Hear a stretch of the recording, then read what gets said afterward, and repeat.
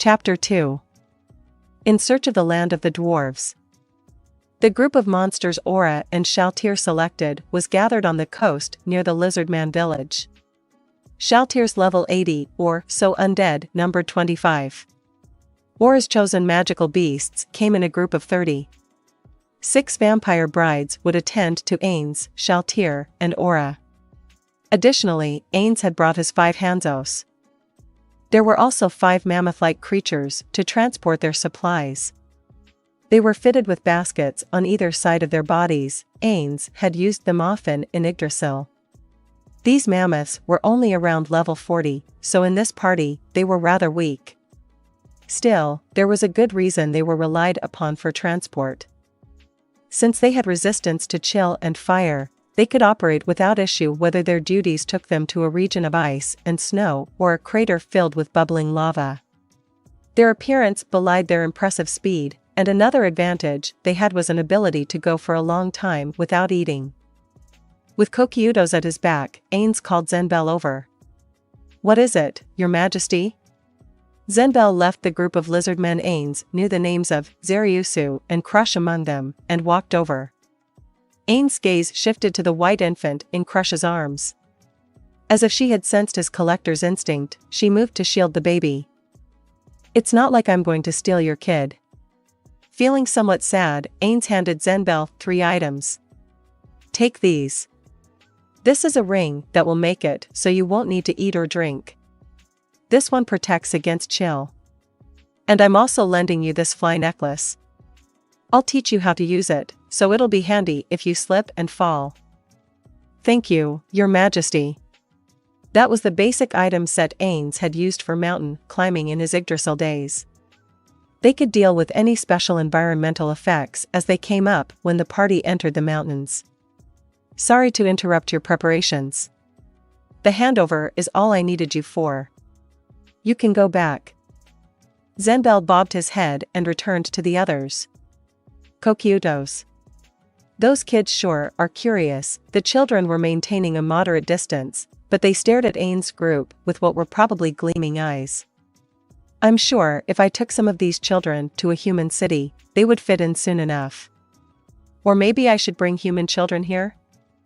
I could build a camp nearby and move human children there. And then lizardman children can be carried over, too." Ainz pictured human and lizardman children, goblin, too, playing together. Plus Aura and Mare, dark elf children. He added Shaltir in, too. He only put Shaltir in there because he happened to see her readying the magical beasts alongside Aura. There was no other reason. What a nice scene. I should propose it to Albedo and Demiurge. If they offend you, I can order them to disperse immediately. That's not what I'm thinking. Do you think children from different races could become friends right away? Do you think human children and lizardman children would hold hands? I'm afraid I don't know. But if it is your will, Lord Ainz, I'm sure they would. It's not about my will or orders. I'm asking whether people of 2 different races would be able to hold hands. Maybe it's not a good idea to have as a king? Ainz's idle thoughts and musings were liable to become commands. That's why so many things worried him. I see. Well, it's about time to leave. Aura. Shaltir. Are you all ready to go? When he called out to them, their answers came back without delay. Yep, I'm good. Me as well. I'm ready to go whenever you are, Lord Ainz. Zenbel. No problems here. Okay then, we're off. Take care, Lord Ainz. If anything happens, I'll mobilize the army right away. Kokyudos had the right idea. In the event a hostile player turned up, Nazarick could very well be forced into deploying its army in preparation for an all-out war, but it's true that's how things might turn out in the end. But what we're doing is more like reconnaissance in force. If we encounter someone powerful, we'll prioritize intelligence gathering and withdrawing. After that, I'll be counting on you. Yes, my lord. They were to head north along the lake and then trace the path of Zenbel's memories into the mountains. At the head of the party was a group of mounted undead holding the Nation of Darkness's flag aloft. All sentient life forms of the lake were under Kokyutos's rule. As long as the flag was displayed, they wouldn't attack. Of course, this held true only for those who could grasp the meaning of rule, intelligent life forms. Common beasts and lesser intelligences either gleaned no meaning from the flag at all or were possibly even provoked by it. Regardless, this forest held no monsters that Ainz's party couldn't deal with. Shaltir kept a sharp watch in every direction as if she was eager to encounter anything thoughtless enough to approach, but in the end, their party arrived at the edge of the lake without her so much as spotting a monster off in the distance. Following the path of the wide, shallow river that ran into the lake brought everyone's eyes to the steep peaks of the Azurlizha Mountains. There was something about the magnificence of the season's refreshing breezes and clear blue sky that touched Ainz. Right about then, Zenbel drew up beside Ainz with a proposal. "Do you mind if I take the lead now? I want to see the scenery as we go, to stimulate my memory, you know?" There was no way Ainz could object. "That's fine. Feel free to take the lead. But don't go off on your own. I'll assign some of my underlings to you. If you get attacked, use them as a shield and come back immediately. You're an extremely important part of this group." "Thank you." Zenbel gave an order to the magical beast he was riding. More accurately, he made a request, and the beast began to move in response.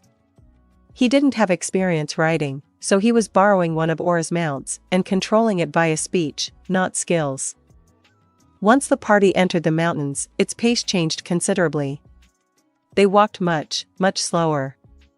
At first, they were merely following the river north, but after they climbed up past a waterfall, their speed dropped even more. Zenbel was desperately trying to remember the way, but as might have been expected, it seemed he was having an extremely hard time retracing a path he traveled only once several years ago, not to mention in reverse. It didn't help that their group was still at a low altitude where tall trees blocked their line of sight. Even if the shape of the mountain hadn't changed, the trees had grown.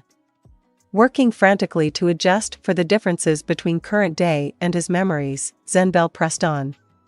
Most of the party members didn't require rest, but the critical Zenbel was included among those who did, so their silent hike was punctuated by occasional breaks. Sometimes they saw what seemed like monsters in the distance, but whether it was due to the party's numbers or because the monsters weren't hungry, the wild creatures never showed any sign of approaching. Ainz was interested in capturing monsters he wasn't familiar with, but he had decided not to fuss about that on this trip. His goal was to reach the Dwarf Kingdom. Ainz knew very well that when people tried to accomplish multiple things at once, the most likely outcome was achieving neither. He did find the missed opportunity slightly unfortunate, but he hurried on ahead. The scenery traded taller trees for shorter ones as they approached the tree line in the setting sun. The azure sky was dyed a deep, flaring crimson, and darkness fell soon after. There was no way to describe the mountains blocking out the sea of stars other than majestic, and when Ainz considered how even this view that stretched far into the distance was only a tiny part of the world, he felt like the enormity of nature might overwhelm him. His nostrils quivered as he appreciated the scent of fresh air that flowed in. Driving away the questions of how he could do such a thing, of particular interest was how he could smell but not taste food. Ainz savored air that couldn't be found on the outskirts of Yggdrasil. He never could have experienced this vastness of nature in Yggdrasil. The sense of fulfillment, like when the adventurer Mammon added another page to his experience, left Ainz quite satisfied. Honestly, he felt that it would be fine even if, failing to find the dwarf country, they packed up and went home. This is the scenery a true adventurer should gaze upon. Ainz smiled and then, turning around, called out. "Okay, let's stop here for the night." Shaltir agreed and immediately asked a question. "Lord Ainz, does that mean you will go back to the Great Tomb of Nazarick temporarily?" Certainly, setting up some sort of landmark and then teleporting to somewhere safe to spend the night was a perfectly fine option, but he didn't feel like it. It wasn't about the pros or cons but emotion. "That won't be necessary. I'll stay here. But, Lord Ainz, I hardly think a place like this is suitable for. The place they had stopped at was a rocky area, and the wind whipping down from the mountain rapidly sapped body heat, though Ainz had total resistance to chill, so it didn't affect him. Anyone who lacked similar resistances, or at least thick fur, would probably feel as if they were being stabbed with needles. Maybe it was because the wind was carrying the cold down from the patches of snow scattered among the peaks. The grandeur of nature made Ainz smile even more.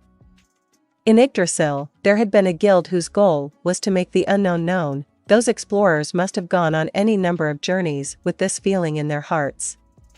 Since they focused entirely on venturing into the unknown, their headquarters had been shabby, and they never were very successful in the guild battles. At the time, Ainz hadn't really gotten it, but with this splendid world laid out before him, it seemed he finally understood. He had experienced this as Mammon as well. Traveling the world, liberated from everything, was Lord Ainz? All his thoughts scattered. What is it, Shaltir? I didn't mean to interrupt you while you were thinking. Don't worry about it. It wasn't anything important. If so, then I'm glad. What did you need again? It was about staying here, right? Yes. I must apologize. Even though you intend to stay here for the night, I have neglected to prepare a tent. I'll fetch one right away from Nazareth, so may I cast gate? No need. It's not like I forgot a tent. I didn't put one on the list because it was unnecessary. You know how Mare can create accommodations using magic? Judging from Shaltir's gestures, she was familiar with the concept. Very good. Then, know that I can do the same. We could use an item like a secret greenhouse, but that might be a bit cramped for this many people. Watch this. Ainz searched for an appropriate location. It didn't matter if the ground was sloped, but it had to be an open plot with no large boulders in the way. He found what he was looking for right away and began casting. He chose a tier 10 spell. Create Fortress. Once the spell was completed, in the space where there had been nothing, an imposing tower nearly 100 feet tall appeared, seeming to bite into the stars above with its dark silhouette. It had thick double doors that seemed like they could repel even a battering ram. In order to keep any who would try to climb in at bay, the walls were covered with sharp spikes. Demon statues glared in the 4 cardinal directions from the top floor. To those looking up from below, their presence loomed. This tall fortress, with its massive or even overawing presence, was surely worthy of the word towering. Let's go. Ainz led the party to the iron doors, which opened automatically. Then he stood to the side and allowed everyone else to enter. In Yggdrasil, anyone from the same team would be able to open these doors simply by touching them. Anyone else who tried would be attacked. What would the doors do in this world? Ainz had 2 undead remain outside. Then he ordered them to try to open the door once it was shut and shut it. He waited, but the door didn't open. Am I the only one who can open these doors? Aura, try touching them. Okay, she said and reached out to touch them, but they didn't show any signs of opening. Apparently, it really was the case that only Ainz could open them. He frowned inwardly. This, along with friendly fire, was terribly annoying. If there were other players in this world, there might be some who accidentally attacked or even killed their friends due to that one little change. I've been here for almost a year, but I still have to be careful when I exercise my powers. I don't want to see us getting caught up in one another's area of effect attacks. Should I tell the higher level people to be mindful of this as well? Some are already paying proper attention, like Mare, so it might be obnoxious for them to hear. Maybe I can bring it up casually. Giving warnings was harder than it seemed. Ainz knew well from his time in society that simply scolding people wasn't enough. Somewhat uneasy after his experiment, he opened the door to let in the 2 undead still outside. Once he confirmed that everyone was in the spacious foyer, he shut the door and led everyone farther in. Across from the front entrance was a set of double doors that opened into a corridor. At the end of the corridor was another set of double doors. Magic lights illuminated the area well enough for everyone to walk with no trouble. When the far doors opened, a dazzling light could be seen. The room beyond was a circular hall. It had high ceilings and white floors. In the center was a spiral staircase leading up to the next floor. Now, then. We'll stay here for the night. Those who need rest, rest, and everyone else. Well, we won't feel very settled if we all hang around here, so stand by in your rooms. Ainz pointed at a door. There were 10 in all. Incidentally, this space was expanded, so the tower was larger than it looked from the outside. The second and third floors also have rooms, so use them. Aura, Shaltir, and Zenbel, stay here. I want to discuss our plans, taking into account the route we took today. Let's have our meeting on those sofas over there. Alright, get going, everyone. Lord Ainz, what should the vampire brides do? Ainz didn't have an immediate answer for Shaltir's question. Frankly, the only reason he brought them along was to satisfy Decrement. He didn't need them at all. He thought for a moment and then gave instructions. I'll have orders for them later, so have them stand by in their room. He left it entirely up to his future self. Then Ainz moved over to one of the sofas and sat down. He permitted the other 3 to sit as well, and once they had done so, he began the meeting. Okay, first let's record the route we took today. Aura, I'm counting on you. Yes, my lord. Aura spread out a sheet of paper and started to draw while referencing a notepad she carried in her other hand. I'm not sure about the exact distances, but I think this is what we did. Thanks, Aura. It was a rough map, but he could figure out the distances later from the sky. Now, I'm sorry, since I know you're tired, but, Zenbel, I'm going to do something you won't like. What does that mean, Your Majesty? Zenbel braced himself a bit, but Ainz gently smiled at him. I'm going to take a peek at your memories. What do you mean? That must have sounded like something a villain would say. Anyway, I know a spell that allows me to manipulate other people's memories. And I developed a way to use it to peer into them. Frankly, this technique expends quite a bit of mana, so I don't really want to use it if I don't have to, but I'm a little worried about going based on your hazy recollections alone. Does it have any after effects? You'll be fine. I got help from a priest, so I have the skills of a veteran now. As long as I don't attempt anything weird, there won't be any issues.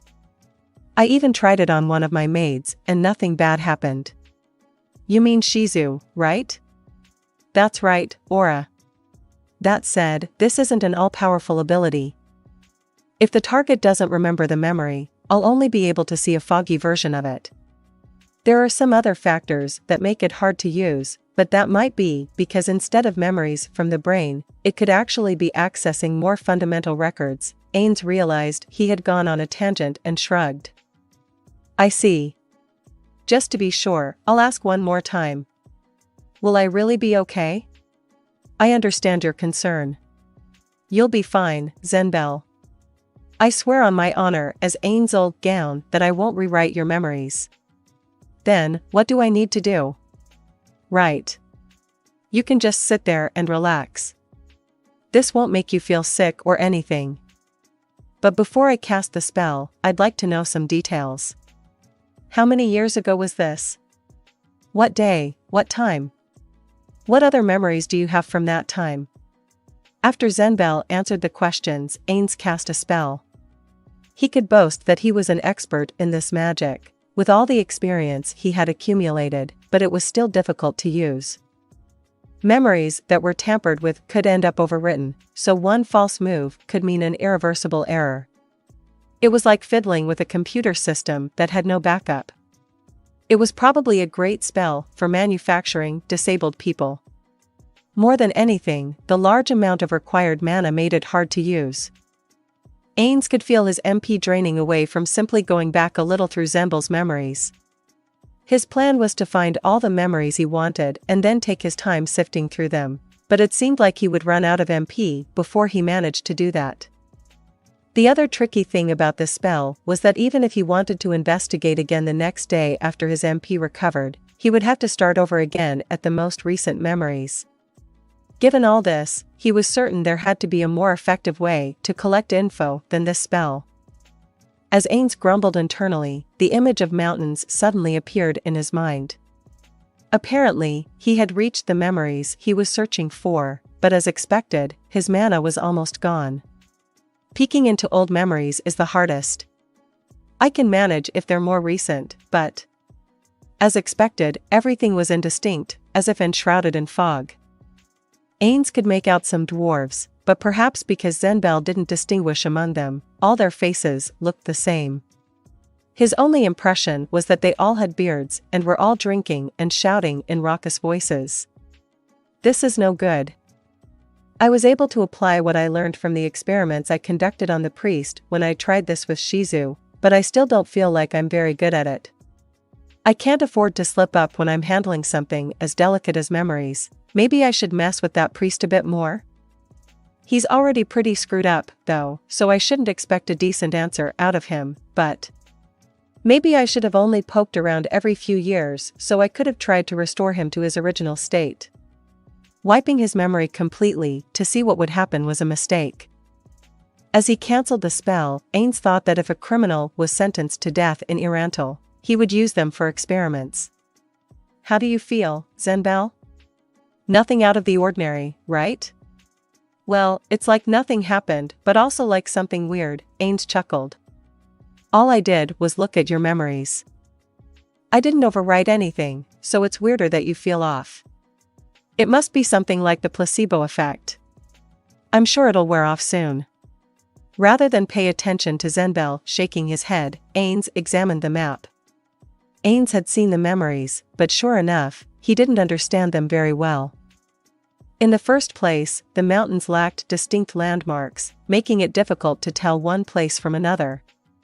On top of that, the most vivid memories were of hiding from monsters. Honestly, even though he would regain his mana by tomorrow, Ainz didn't think it was worth it to try again. Okay, tomorrow we'll head north once more with Zenbel leading, as per our original plan. I might be able to help a little, since I checked over his memories. No one had any better ideas. Even if they sent a scout ahead, the only point would be to preemptively deal with monsters that might attack the party. You're dismissed. Everyone have a good. Well, I suppose Zenbel is the only one who needs to rest, but take your time getting ready for tomorrow. After seeing that their master was headed to his room, Aura turned to Shaltir and asked, "Do you want to be in the room on his left or right?" Aura had a magic item and Shaltir was undead, so neither of them required sleep, which meant they didn't need rooms. But not using the spaces given to them by their master would be rude. And since they were protecting him, they wanted to avoid rooms that were too far away. Either is fine. They're both the same. Well, that's true. Hey, what are you doing? When Aura wondered why Shaltir's response was so absent-minded, she looked over and saw the vampire was writing in a notepad. Said Lord Ainz, period. I'm taking notes so I don't forget anything Lord Ainz says.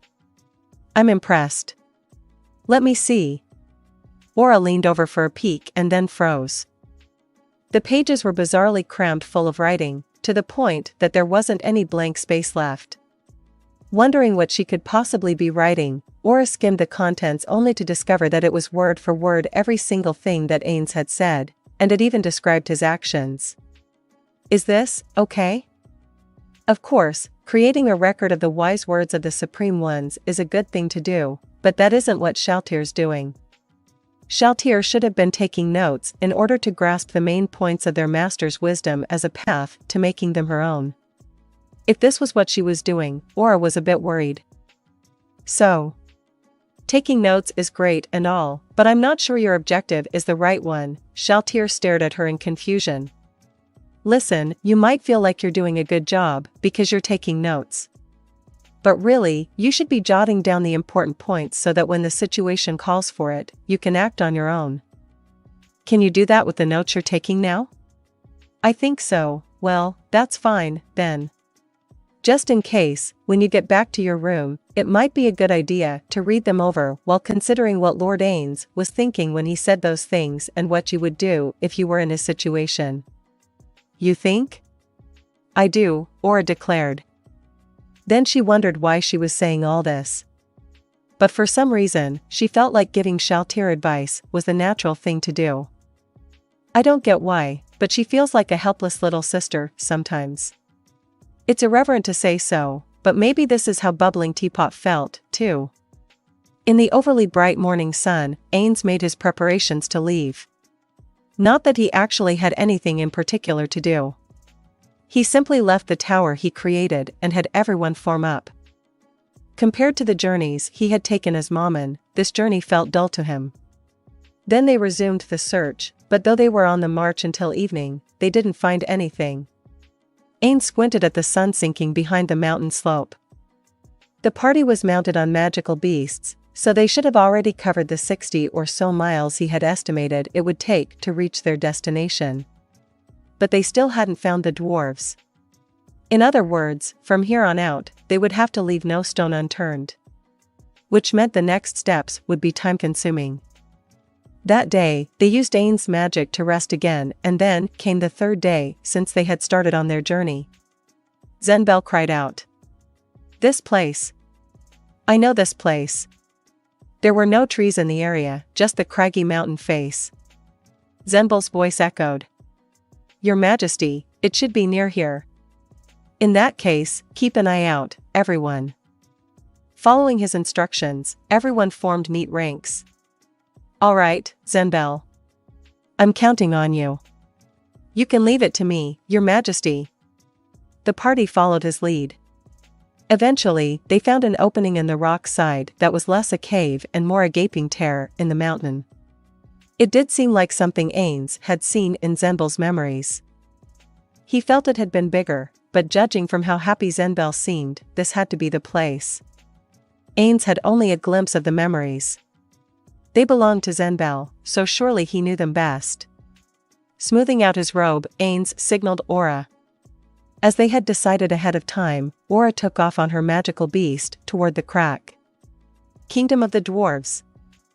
Ainz Ooal Gown, King of Darkness, sovereign of the newly established nation of Darkness to the south, has arrived. Send someone out to greet him. Aura's loud voice seemed to fill the crevice. But there was no reply. She asked with her eyes what she should do next, and Ainz instructed her to shout one more time. So she repeated herself. But there was still no reply. They waited a little while, but there didn't seem to be anyone coming out. Zenbel said that in the past, there had been guards standing by to prevent trespassing. If they were truly there, they would have definitely heard Aura's voice. Were they avoiding the dark elf? Ainz instructed Aura to come back and called Zenbel over. Your turn. Go and call them out. He cast several buffs on the lizard man. They wouldn't keep him absolutely safe, but the difference between having them and not was huge. Zenbel approached the cave and raised his voice. No reply. Hanzos. We have come, Supreme One. A shadow slipped out from behind Shaltir and a ninja appeared. The other 4 Hanzos stood behind their leader. Sneak inside and see what's going on. Don't attract attention. Understood. How far should we explore? From what I've heard, dwarf cities are made up of numerous tunnels. It will take time to run through the entire network. Just the minimum is fine. All you need to find is the city center, where all the functional parts of the city are located. The tunnels can be investigated later. As you wish, my lord. The Hanzo leader flew off like a shot, and the others swiftly followed. Running while seeming to leave their presence behind was something high-level ninja-type monsters could do. Ainz called Zenbel back and had him stand by in the center of everyone else where it was safe. He would be very useful in the negotiation with the dwarves. Shaltir, keep your guard up. Yes, my lord. Shaltir used a skill to instantly equip full gear and scan the area. With Nazarik's strongest guardian at the ready, even the most powerful enemy wouldn't be able to nail him with an insta-death combo. That said, in battles against players, experience was a critical element. Shaltir didn't have much, so in that sense, it was dangerous to leave the watch entirely up to her. All that meant that Ainz, the most experienced by far, had to set a good example. That was why he also kept a vigilant watch until the Hanzos returned. It had taken longer than he expected, but he supposed that was simply how far away the city center was. The Hanzos lined up before him and took a knee. Naturally, it was the leader who spoke. "Lord Ainz, we discovered what seemed to be a dwarven residential area and searched it, but we didn't find anything that moved." "What happened?" "We didn't investigate closely enough to know that, but we found no corpses.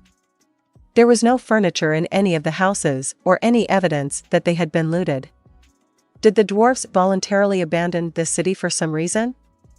When he turned to Zenbel, the lizard man looked surprised. They had been traveling together for only a short time, but Ainz felt like he had a handle on Zenbel's personality. He wasn't acting. "Very well. Lead us to the residential area." "My lord." Ainz followed after the Hanzos.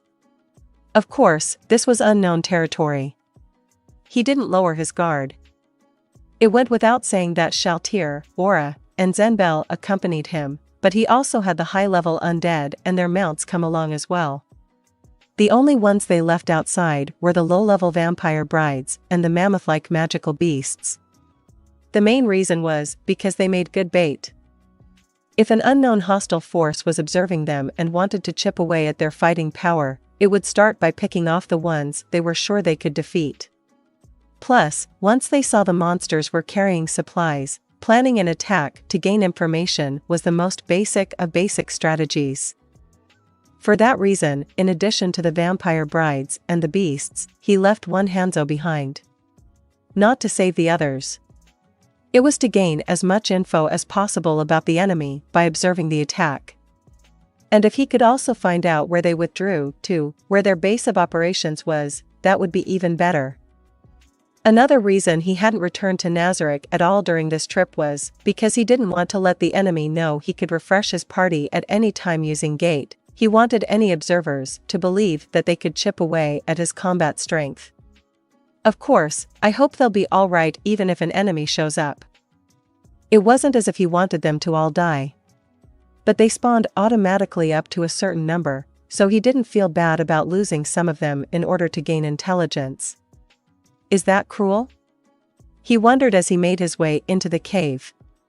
No sunlight penetrated far into the cave, so it immediately became pitch page 70, black. Ainz had night vision, so that was no problem. The same went for Aura, Shaltir, the other undead, and the magical beasts. No one's vision would be inhibited by mere darkness at their levels. One of the undead carried Zenbel. The fact that all the stalactites and stalagmites had been cleared away and the path was easy to traverse seemed to imply that this was definitely the location of a dwarf city. Ainz followed the Hanzos. Along the way, the path branched a few times, but when he inquired, they told him the other tunnels were dead ends. The dwarves must have created them to confuse intruders so they could buy time and drive enemies out. Ainz had a spell he could use in situations like that, but the Hanzos didn't, so it was no wonder their investigation had taken so long. He was thinking about that when one of the Hanzos turned around. "Lord Ainz, we're almost to the residential district. I see a hazy light up ahead, but, you said there weren't any dwarves?" "That's right. There were no dwarves. The light you see is emitted by a crystal-like ore." At the end of the tunnel, a huge space opened up. When Ainz searched for the light source with his eyes, he saw that crystalline things were protruding from the ceiling and natural rock pillars supported the growths. Like the Hanzo had said, they were the source of the light. As far as Ainz could see, there was no other, artificial, light anywhere. The Hanzo had called it a residential area, and yes, it was built like a city.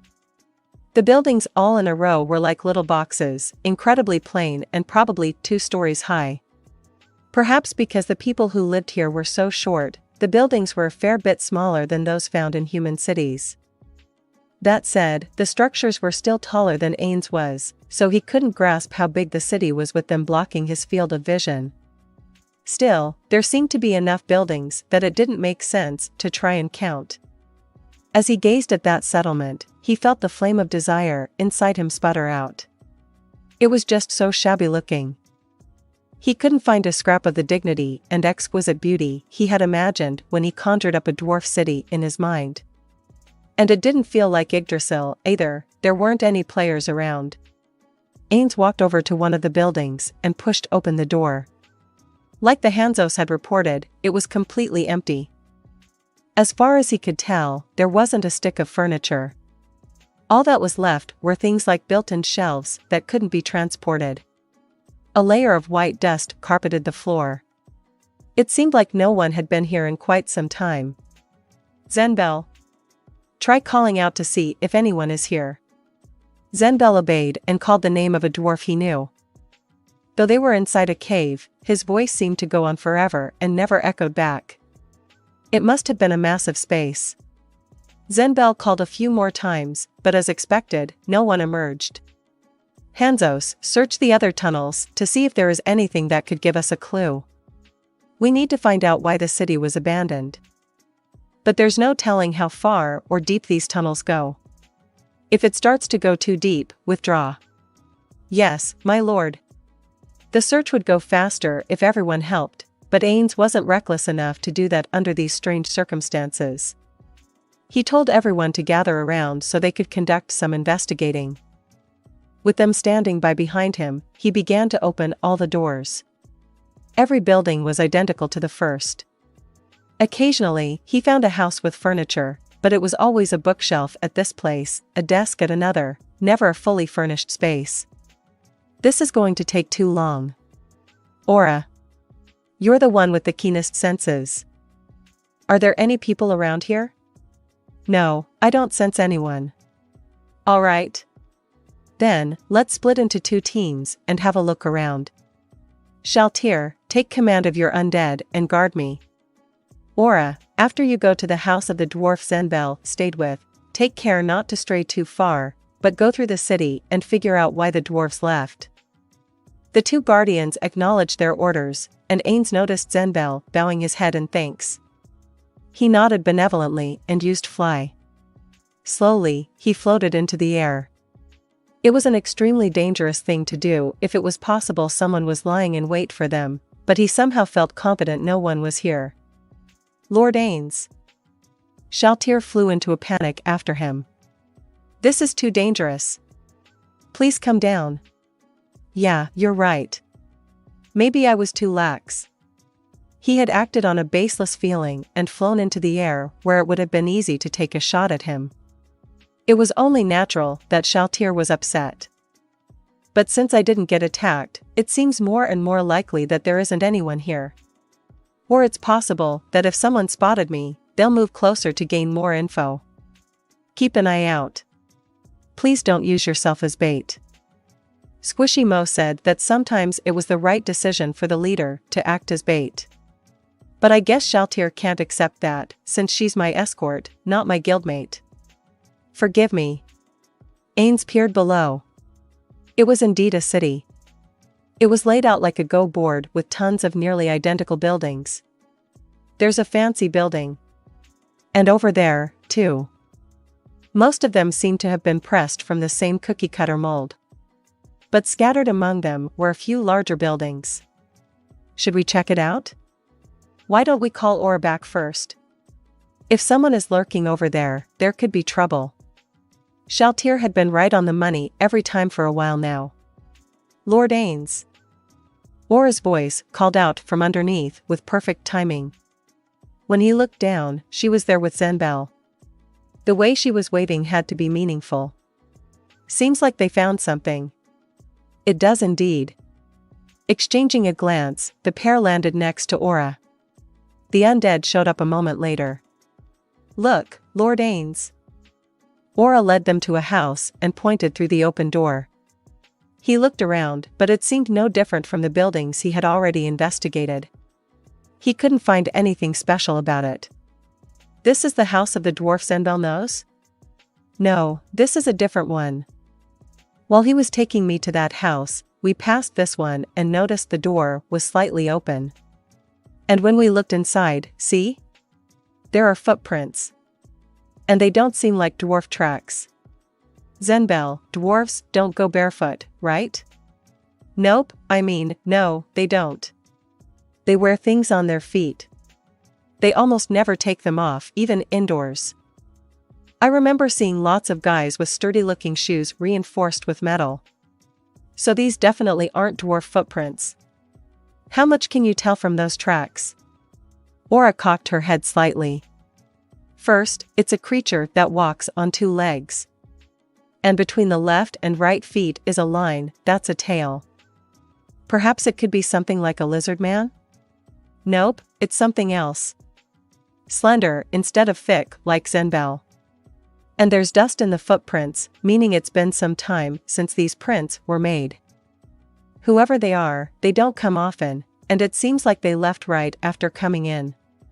Maybe it was someone who found the dwarf city and felt curious? Aura checked around the house and then turned toward the street. It wasn't just one, either. There seemed to have been quite a few actually. 14 at least. How far can you follow the trail? This is our only clue. I want to trace their route back as much as we can. Understood. Then will you please come with me? He had no reason to refuse. The party set off with Aura in the lead. Her attention was on the ground, so Ainz had Shaltir go right behind her for protection. Most of the footprints went exactly where Aura guessed they would. In other words, like Ainz's group before, there was no apparent destination to the movements, they simply seemed to be investigating the houses. After tracking for a little while, Aura suddenly stopped and stared ahead at something down the path. When Ainz followed her gaze, he noticed one of the large buildings he had spotted from above. Here the prints meet up with another bunch, the same number actually. The other group seems to have come from that direction. What should we do? Do you want to follow the other group's tracks? No, we should find out where the first group's tracks went. We can check out the other group later. Understood. Aura started walking again, and they crossed town before eventually reaching a building up against a wall. It seemed to be only a single story but filled a considerable area. I doubt anyone is here, but I'll use a spell just in case. There's a chance that enemy defensive magic could burst around me, so everyone please stand by at a bit of a distance. Using intelligence gathering magic sometimes resulted in getting countered. The only one in the party who could possibly die after only one hit was Zenbel, but Ainz saw no point in needlessly sapping his subordinate's strength. Lord Ainz, at the very least, please allow me to stay near you. Then I want to stay, too. No. You keep an eye on our surroundings from a location where you won't get caught up in any counterspell. When Shaltir argued her down, Aura looked to Ainz for support, but he agreed with Shaltir. She's right, Aura. You're the most perceptive member of our party.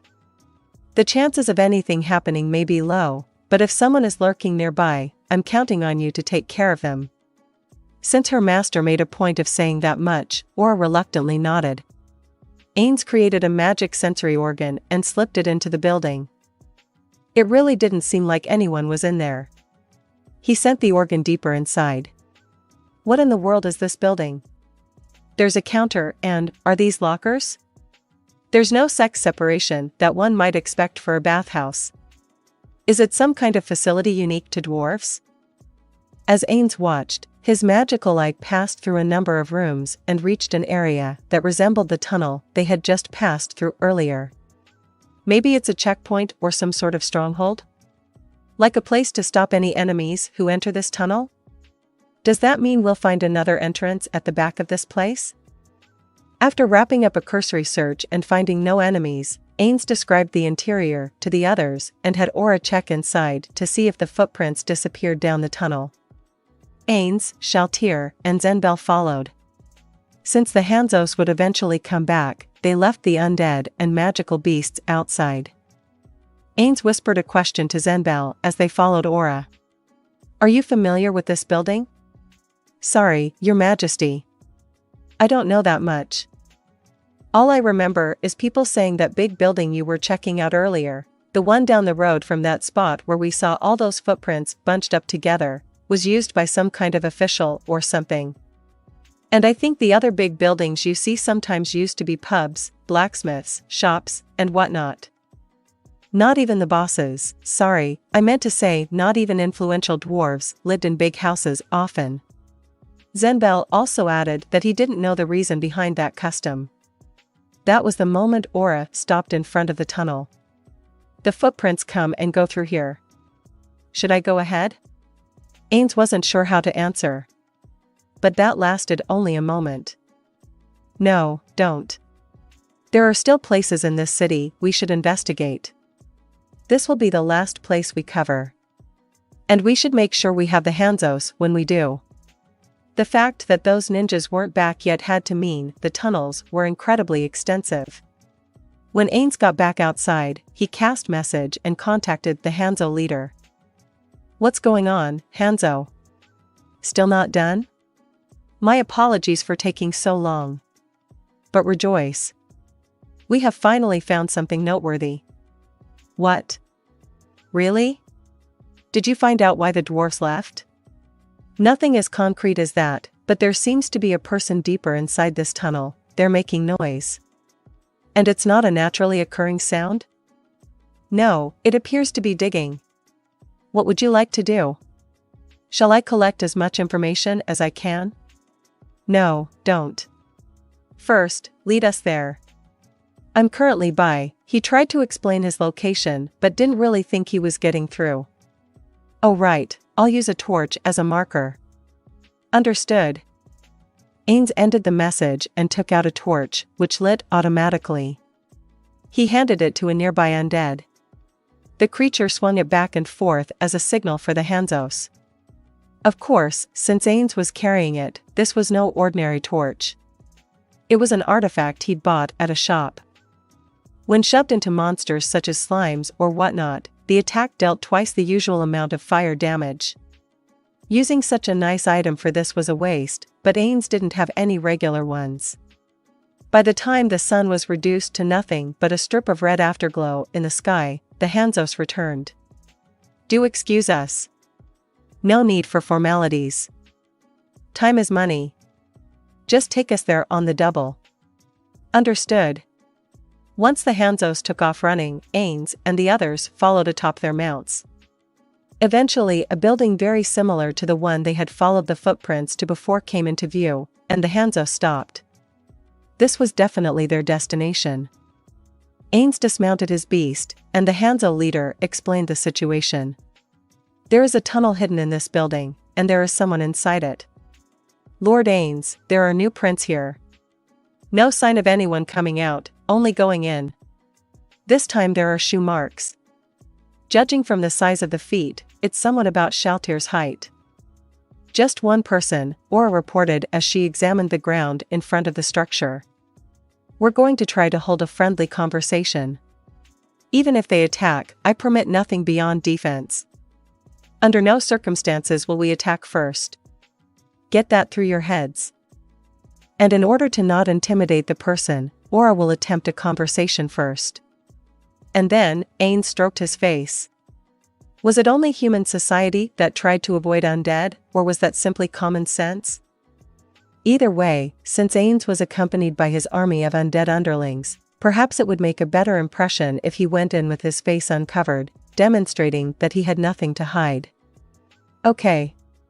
Hanzos, take us to where you heard the noise."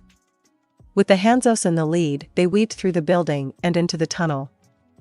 The low ceiling was proof that the dwarves must have tunneled here. The dwarves in Yggdrasil were of similarly short stature. If the dwarves from the game had dug a tunnel, it probably would have been right about this size. Partway through, Aura's ears began to twitch, making it clear that the Hanzos report was no mistake. Ainz strained his ears, but he couldn't hear what Aura had picked up. "Is it close?" I'm not sure. It's hard to gauge the distance, because of the echoes. If it's a straight shot, I could send forth a magic eye to figure out what we're dealing with, but, for anyone without racial or class bonuses that granted sharpened senses like auras, the sound was still too far away to hear. But if their group got any closer, the target was liable to detect them. Anyone with common sense would prioritize their safety and flee if they realized a bunch of who knows what was coming near. With aura on the chase, they probably wouldn't get away. Then again, if their quarry could use teleport or had a digging skill, escape was a distinct possibility. Sending aura and the Ainz Ooal alone was probably the smartest move. Maybe Ainz could include himself, if he was invisible. Only those who can operate in a clandestine manner will go forward. Aura and the Ainz Ooal. Plus me. Shaltir, you'll stand by here. As you command. Well, maybe having you stand by here is a bad idea. Ainz looked up at the ceiling. He thought the rock seemed solid, but he couldn't be completely sure. Yeah, on second thought, go back to the building we were in before and wait for us to come back. But then the Ainz Ooal. Aura, do you think the footprints are leading toward where the noise is coming from? Yes, they are. I'm not sure, but it seems like the owner of the footprints is probably the source of the noise. I see. You can lead me there, right? Aura nodded. Then, just the two of us will go ahead. Everyone else, pull back to the building at the entrance of the tunnel. In the event something unexpected happens, especially if you encounter someone at your level, withdraw immediately. We'll do the same on our own, so don't worry about us. Set the exit of the gate as the structure aura erected in the forest. Yes, my lord. But will you really be all right with just the two of you? I don't know, but I'd like to think so. If he imagined all the things that could go wrong, there would be no end to it. At some point, he had to just resign himself to whatever would happen and make his move. That was one of the things Ainz had learned recently. Perhaps Shaltir couldn't think of anything that might change his mind. Either that or she simply accepted his order. Whichever it was, she didn't raise any further objections. Ainz proceeded with aura. There still seemed to be a ways to go, so he didn't use magic. After they walked in silence for a time, the sound began reaching Ainz's ears as well. They're trying their best not to make too much noise. Ainz had no idea why aura thought that, but if she said so, it must be true. Then we can probably assume our target is on guard, too. Should we catch them first? If they try to run. If our first contact is violent, it will be extremely difficult to build friendly relations. Understood. Then, I'll start by talking to them like normal. Yes, do that. I'll go invisible, no, I'll go with perfect unknowable, and stand next to you. If they make a break for it, then we have no choice. We'll capture them. The pair discussed a number of things, and once their preparations were complete, they advanced toward the source of the noise. At the end of the tunnel was a small humanoid. In this world of total darkness, he was completely absorbed by his work of digging into the tunnel wall with his mattock. Ainz couldn't be sure, since they weren't that close yet, but the digger appeared to be a little over 4.5 feet tall with a body like a beer barrel and legs that weren't very long. It was probably safe to just call them stubby. The digger was wearing a brown cloak, and on the ground nearby were what seemed to be a bunch of tools. There was also a lamp, which wasn't lit, and a canteen. A single miner here in an abandoned city? This seems awfully strange, but I'm sure things will clear up after I ask a few questions. Aura approached without making a sound. On the other hand, Ainz walked without a single concern.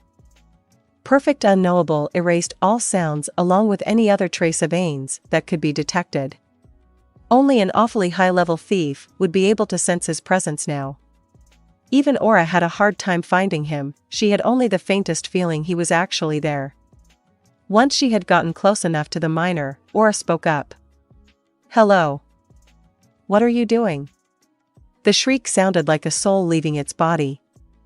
The miner had a long beard, there was no doubt this was a dwarf.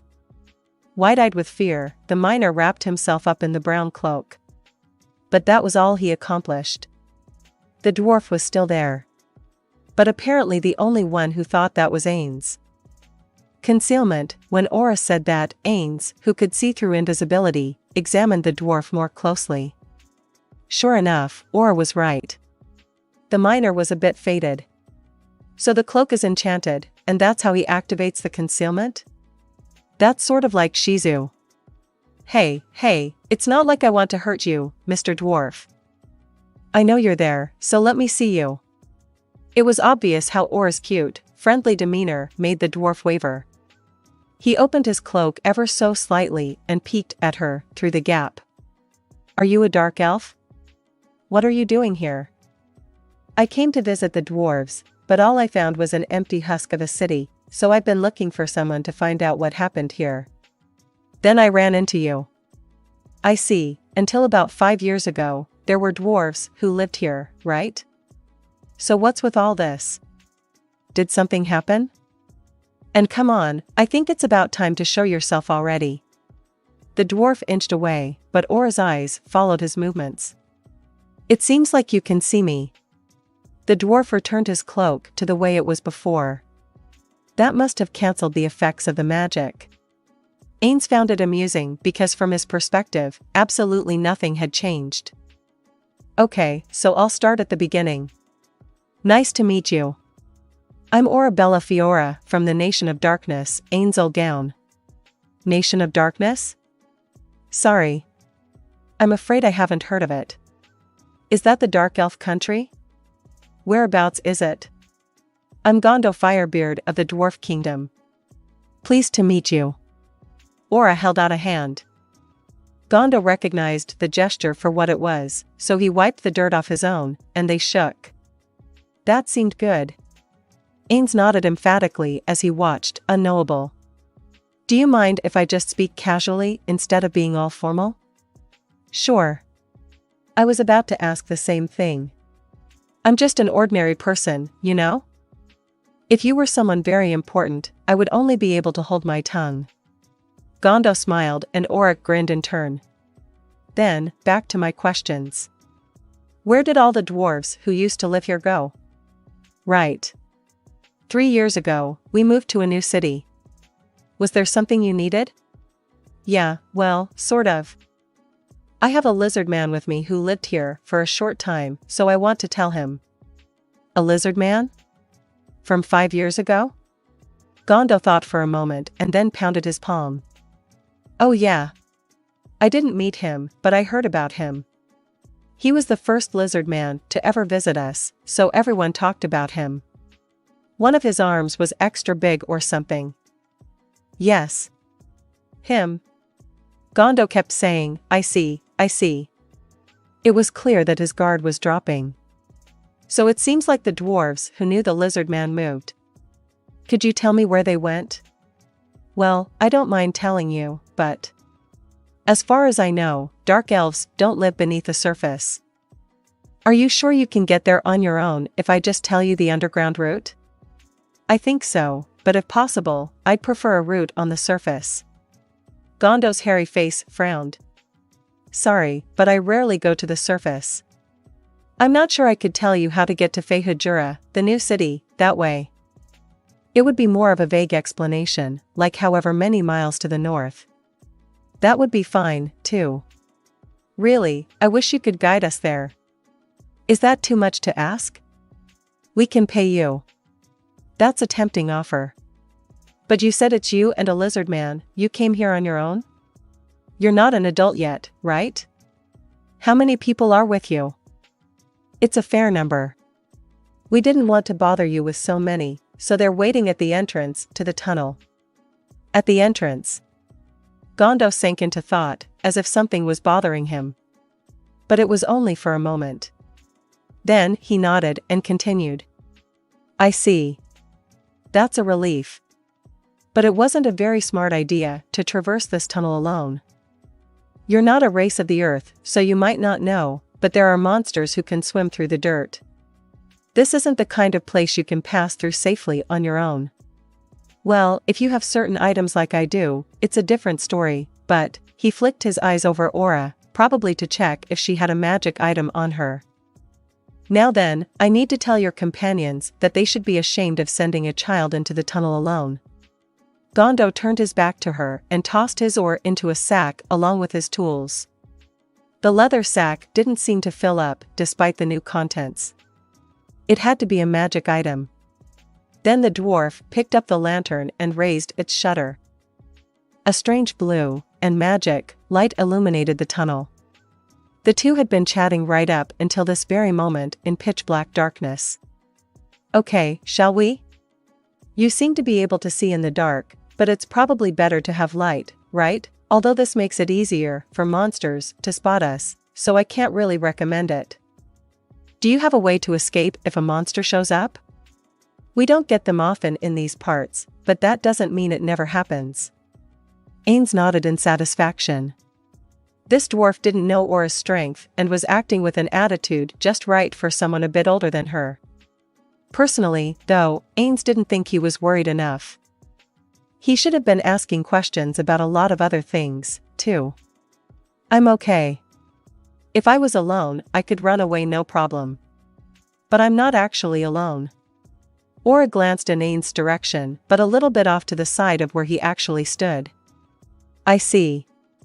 Well, I have my cloak, so you can run off without me, if need be. But some monsters who live inside the soil can track using vibrations. If we encounter one of them, I'll tell you, so don't move. He hoisted his bag up onto his shoulder with a heave-ho. Ready to go, then? Gondo took point, leading Aura and unknowable Ainz along. I heard you said this place isn't safe, but didn't it used to be a dwarf city? Did you run away because of something dangerous? Not this city, but up in the northeast, that's where capital Fehujura is. We've been seeing Quagoa around. It would have been horrible if all our cities got taken out one by one, so we abandoned this one, Fehurado, temporarily. Quagoa? Is that a race? Yes, like us, they're creatures of the earth, but they're a bother. We get along so poorly with them that whenever we meet, it turns into a fight to the death. As they walked through the tunnel, Gondo explained at length about what kind of race the Quagoa were, probably in part as a warning to Aura. First, in terms of appearance, they were a subhuman race that resembled moles walking upright on 2 feet. Their average height was 4.5 feet, and their average weight was a bit over 150 pounds, giving them a short and stout physique. Many of them had dark brown fur, with the next most common being black and then plain brown. Any with blue or red, some special color, were apparently extra strong. Though they dwelled underground and almost never ventured anywhere there was light, they had better vision than humans. Their civilization was not particularly developed, either the same or lower than that of the lizard men. They didn't make weapons or armor. The reason for that was apparently that their natural bodies, equipped with claws and fur, were more effective than shabbily made gear. For starters, their body hair boasted the toughness of metal armor, and it could withstand attacks from metal weapons. Apparently, the resistance was determined by the amount of precious metals eaten during their youth. It could also be ascertained from the color of the fur. In Yggdrasil terms, these Quagoa probably had a racial skill that protected them from metal weapons. Perhaps it was called something like metal weapon resistance. The question was how resistant. Ainz hardly guessed they could have balance-breaking levels of resistance, but it would be foolish not to confirm. They had long claws like armadillos or anteaters, and it was said they could pierce steel. I think I might have found footprints earlier that they could have made. Gondo stopped in his tracks and turned around. What? Are they trying to make this place their lair, too? Like the other spot? The other spot. In any case, they don't seem to be calling this place home yet. It was more like they were passing through or simply investigating. But if you were going to abandon this city, wouldn't it have been better to demolish it? That's true, but we didn't intend to leave forever. Once our military was a bit more established, the plan was to come back. I mean, there's still ore left, like where I was digging earlier. The two walked on in silence. It was probably a natural lull in the conversation, but they had run out of things that needed to be discussed immediately. Since he had already heard what he wanted to know, Ainz decided to show himself. He felt it might be important to share some information about their party before they exited the tunnel, and Gondo suddenly found himself surrounded by undead. Okay, I guess it's about time to introduce myself, Ainz said, but of course, he still had perfect unknowable activated. His voice didn't reach the other two. He felt mildly embarrassed and then cancelled the spell. Perhaps sensing Ainz's newly unveiled presence behind Aura, Gondo turned around and his eyes grew huge. His expression changed a surprising number of times in the span of a single moment: bewilderment, shock, fear, confusion, and then, letting out such a wild scream that Ainz flinched, Gondo clamped onto Aura's hand.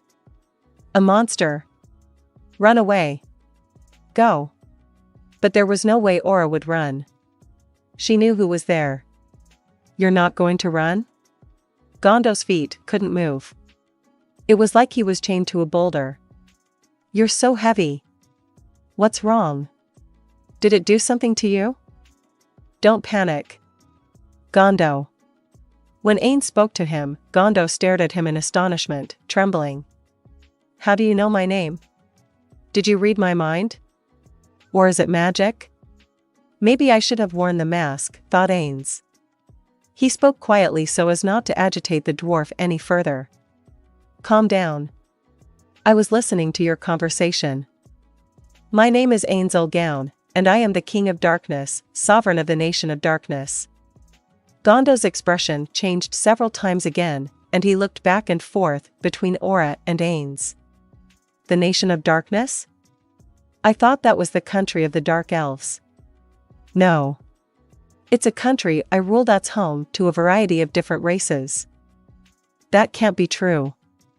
Gondo braced himself as he said it, but his eyes were guarded and doubtful.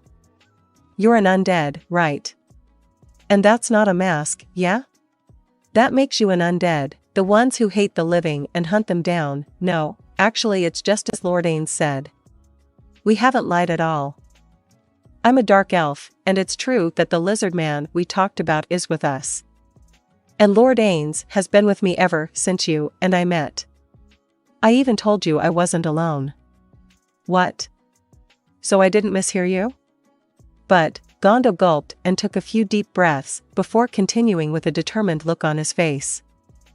Could it be, Your Majesty, it's Your Majesty, right? Were you once a dark elf, King of Darkness?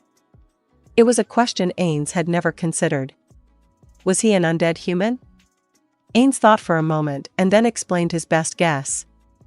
No, I was born, although I'm not sure this is the right way to put it, as an undead. Well, don't be frightened.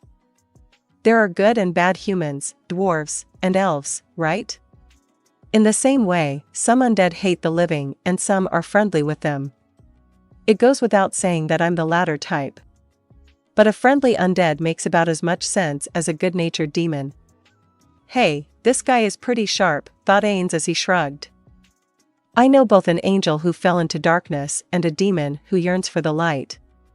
The demon who yearned for the light was an NPC in Yggdrasil. His name was Mephistopheles. He was famous for his constantly self-contradictory comments about good-natured beings and for being friendly and intelligent despite his horrifying appearance.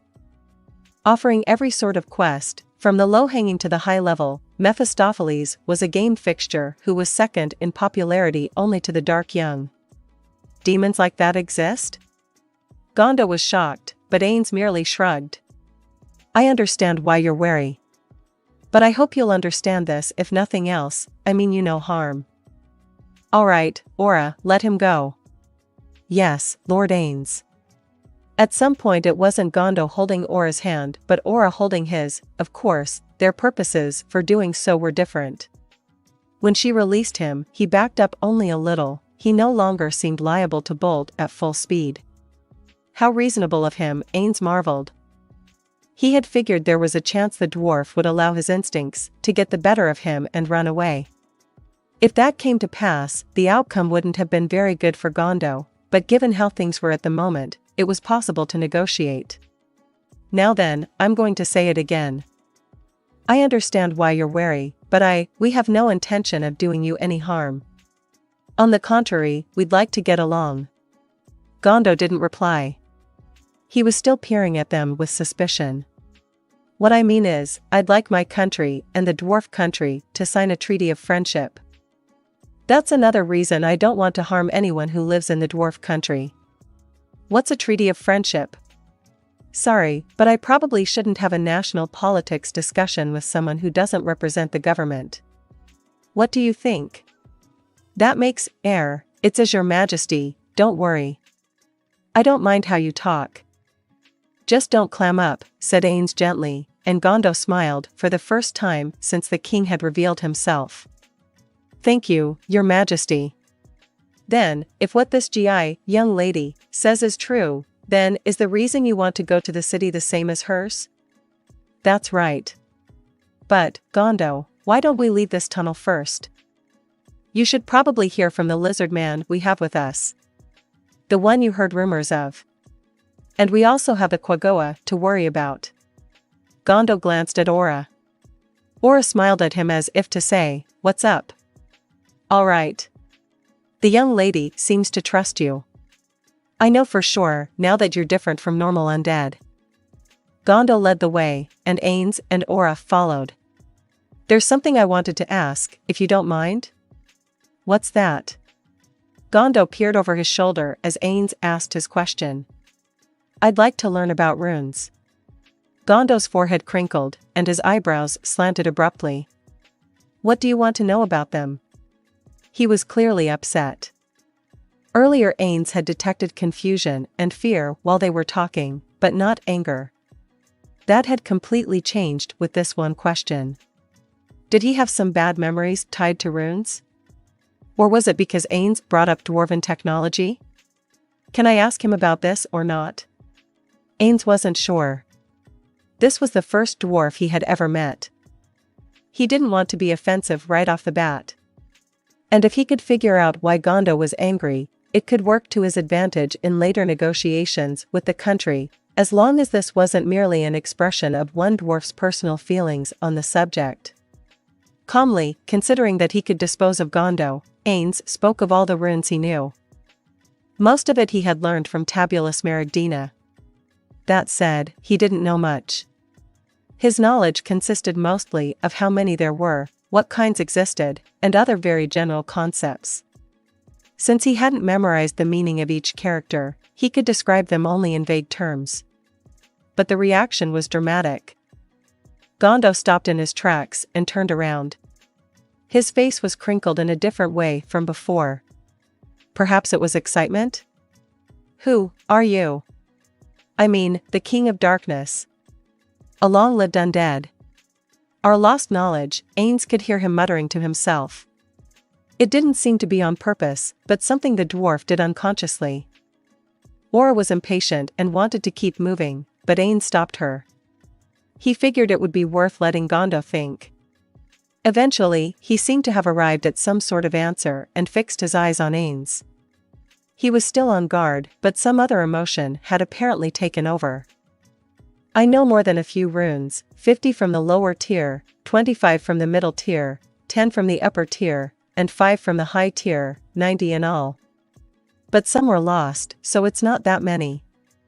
There's also rumors about hidden letters and god tier letters, but those are the stuff of legends. I see. Maybe we're not talking about the same thing? I thought runes were like this. Does that look right to you? Ainz drew one from memory on the ground. Yes, that's the middle tier letter Laguz. Ainz wasn't sure why they had so many, but at least he found out that some of them overlapped. I see. Then, allow me to ask you some more about this technology. What Ainz really wanted to know was how dwarves learned about runes, stuff related to players, but he figured it would be better to talk to a historian about that, so he decided to confirm some peripheral matters first. Up until 100 years ago, magic weapons inscribed with runes flowed into a human country to the east of the mountains, the Empire. Since then, however, that flow has stopped. Why?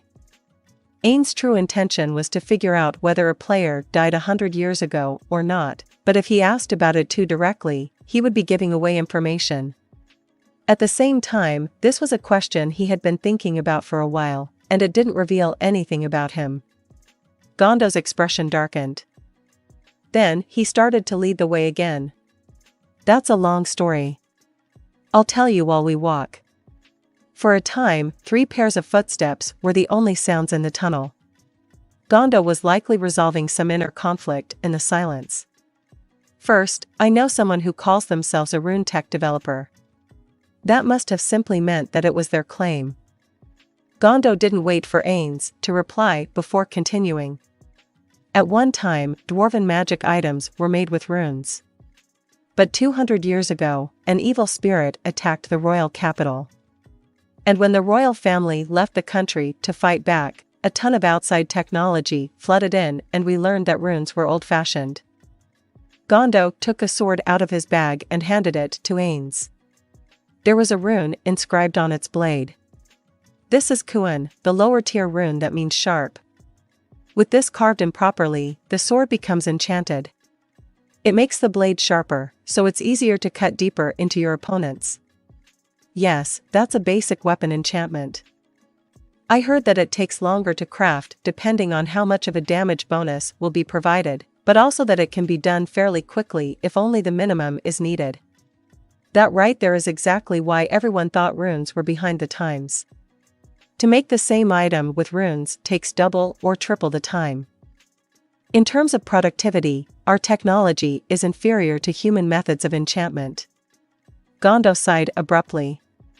Since better technology was being imported, the number of rune crafters kept falling. Instead, these days people think it's better to become a magic caster who can enchant things. Ainz now understood the reason rune weapons had stopped appearing in the Empire. It was a traditional art that was dying out. Then Gondo frowned. But abandoning our technology is the most foolish thing we could do. For instance, one good thing about runes is that they don't cost money. Gondo's wails echoed off the tunnel walls. Realizing that perhaps he shouldn't get so agitated in such a dangerous place, he let out a long sigh.